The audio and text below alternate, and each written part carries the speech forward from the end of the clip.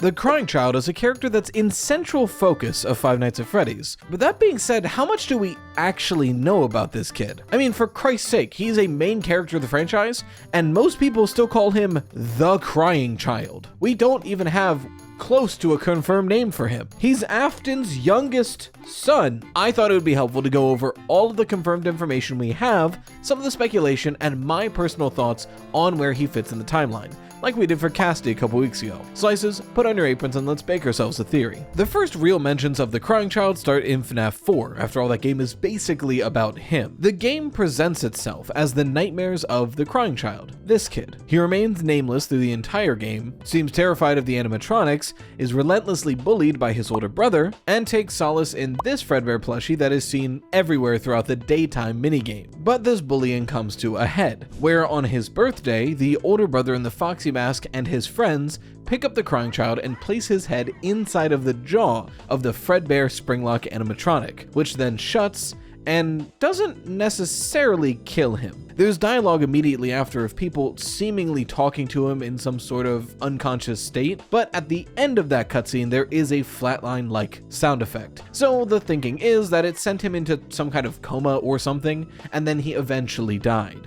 Not before hearing the voice that he thought was coming from Fredbear say, "I will put you back together." Now, when this game came out, we didn't have much context for who these kids were. Many people did assume that they were William Afton's children, but to be fair, by the time of FNAF 4, we didn't even have the name William Afton. The Silver Ice didn't come out until after this game. In the very next game, Sister Location, we got a lot more context to better color FNAF 4. At first, Sister Location does seem like a completely self-contained game, but by the end of it, we start learning more and more about the grander franchise, especially in the private office. Inside of there's monitors and a keypad, and if you punch in 1983, the same year that gets referenced in the daytime minigames, seemingly the year those games take place, the monitors next to it light up with shots of the house we see in the FNAF 4 nightmares. Pair that with the identical Fredbear plushie and walkie-talkie next to them, and the context this game provides that this whole area is William Afton's laboratory, and pieces start to fall together. The community began to settle on the crying child, and by extension his Foxy mask-wearing brother, being children of William Afton, who was keeping an eye on them through this walkie-talkie plush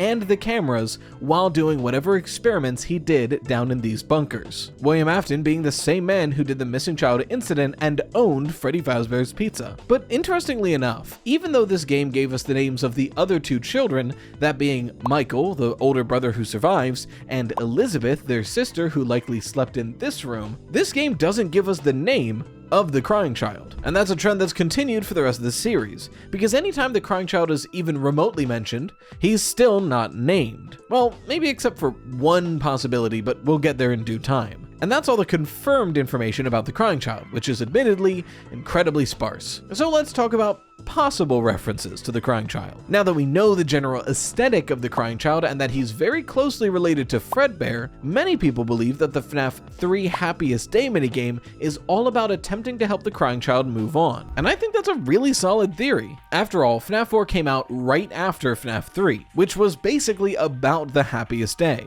The crying child's last conscious thought is his Fredbear plushie and all of his animatronic friends saying, "We'll put you back together," and in Happiest Day, a bunch of kids wearing the masks of those animatronics put pieces together to help this crying child move on. Not to mention how this scene perfectly mirrors the scene of the crying child's bite. After all, we have these tables that line up really, really well, and a final room with masked figures affecting the crying child's life. Like, it is incredibly likely, if not near confirmed, that Happiest Day is laying the crying child to rest. But the question about this theory becomes when. Because theoretically, the crying child could move on pretty much at any point in the timeline.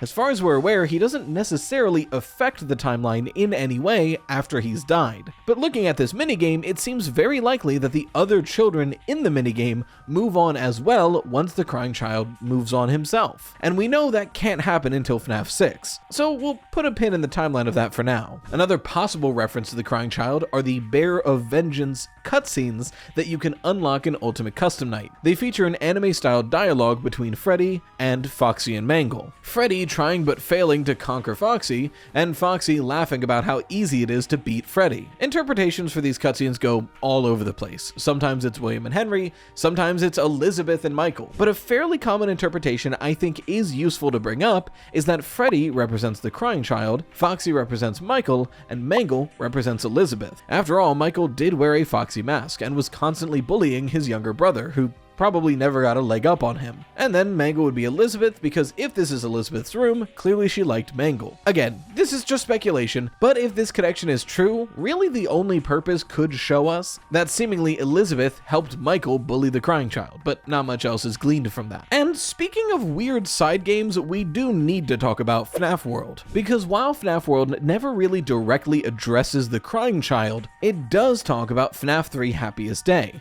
After all, many people, and myself included, see FNAF World as sort of a retelling of the Happiest Day in general. When you're doing the clock ending, you basically recreate all the steps to access the Happiest Day in FNAF 3. And finally, once you do all of that, you're told that the whole point was to help somebody find their way, to leave breadcrumbs for them, aka helping somebody to move on. If that interpretation is true, then FNAF World is similarly completely built around the idea of helping the crying child move on. And it's for those reasons, plus all of the connections of Ultimate Custom Night and FNAF World, that I believe Happiest Day takes place after FNAF 6, likely during the fire of it. After all, everyone would be gathered in the same place, and their connection to this realm would be weakened by the incineration. It seems like the perfect time to try to reach out and help the crying child finally find peace. And there's one other source of information about the crying child. We need to bring it up because it's one of the most heavily debated sources of information about the character, but it's not actually a book. Once again, we're going to be talking about the good old Security Logbook. And if y'all thought the Cassidy puzzle was arbitrary, you're not ready for this one, which isn't even heavily agreed upon. We discussed a couple videos ago that this book was not only used to learn more about Michael Afton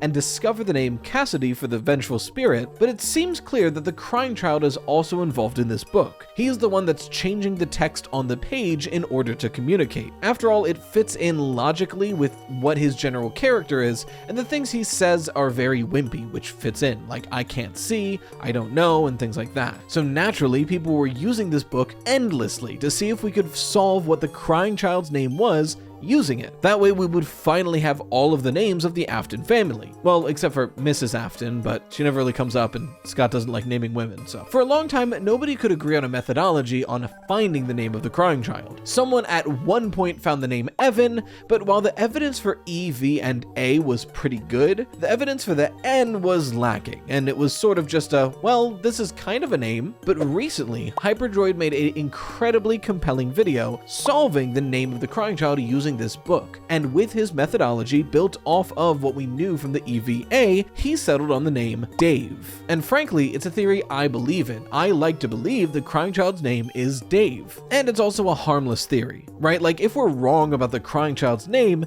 that doesn't really change anything about the timelines we create. It just makes it easier to say Dave than the crying child. And there are some really cool connections you can make if it's true, like the fact that in the Silver Eyes, William Afton uses the fake name Dave Miller, and this franchise has a history of characters using the fake names of dead characters, so this lines up very well. But to be very clear, this is incredibly heavy speculation. As confident as I am in the theory that the crying child's name is Dave, it is just that, a theory. It's also relatively newer, so most people still use the term the crying child when talking about the character. Not only is Dave not confirmed, but the theory is only like a year or so old, so it hasn't really caught on yet either. And that's everything we know about the crying child, which again, frankly, is not a lot. But the overarching question always comes back to, why does any of this matter? Why should we know things about the crying child? After all, like I've mentioned, he doesn't really affect the timeline in any way directly. But that's the thing. The crying child isn't important for what he does. The crying child is important for what he inspires in other characters. Not only are seemingly two different games completely focused around helping the crying child to move on, but there are many arguments to be made that William Afton's motivation to begin killing in the first place was to save the crying child's life. After all, once the crying child is bitten, one of the things we hear is a voice saying, "I will put you back together." Since it seems likely that William Afton was talking through the Fredbear plushie from what we see in Sister Location, we can assume that that voice is likely William Afton, promising his dying son that he will find some way to bring him back, to fix what has happened to him, which would essentially be trying to find immortality. In this interpretation, you could contextualize everything William does as stemming from this core purpose, to find immortality to save his dying son, and then eventually getting mad with power and trying to manipulate life itself, which does line up with what we know about William Afton from the Silver Eyes, who does have a goal of trying to become immortal, whether that be because of a fear of the afterlife because he's sure he's going to hell, or just a manic obsession with power. Annual disclaimer, this is not me saying that I believe in WillCare, the theory that William Afton actually really cares about his children. Very clear he doesn't. He sees them as tools to use at best. Now, I didn't say that I believe in WillCare in this video, I didn't even imply it, but people are so weirdly angry about that theory that if I don't make this disclaimer, I'm gonna get like 50 angry DMs and I just don't want to deal with it. Anyway, with all of this evidence and speculation in mind, I think we can craft a pretty good timeline around the crying child and what his role in the story is. So let's do just that. William Afton was very busy doing whatever it was that he thought was more important than actually taking care of his children. So he came up with a solution. Not only would he watch them through cameras he placed throughout his home, but he would keep track of one of them, the youngest, with a Fredbear plushie he could talk through. And of course have Michael Afton watch over the kid. Sure, Michael picked on his younger brother out of resentment for having to watch him,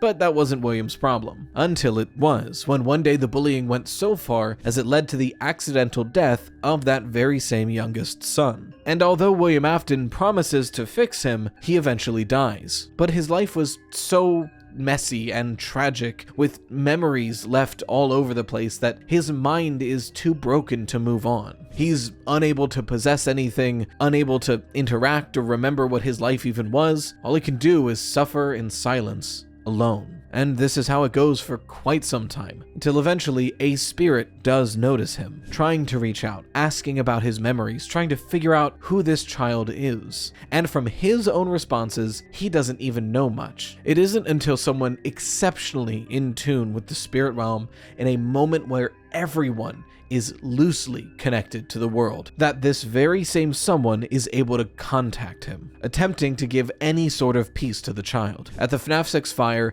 everyone had been gathered and incinerated together, and Charlotte Emily, someone well versed in helping spirits move on or possess things, is able to see the memories of all the victims in that fire, and in it find the crying child, and using whatever she can and whatever help she can gather to put his mind back together, finally allowing the crying child to find peace and rest. It would ultimately be up to him to follow the breadcrumb trail they'd made for him, but the happiest day was formed for him to follow. His birthday was fixed, all in the hopes that the crying child may finally have his day and rest. And that's everything. So why do people think that Gregory is the crying child? And why does the crying child have the same bedroom as the mimic? And why does Dave sound an awful lot like David Murray? Honestly, we don't have time for all that. Look at how long this video took just to talk about what the crying child is in the story.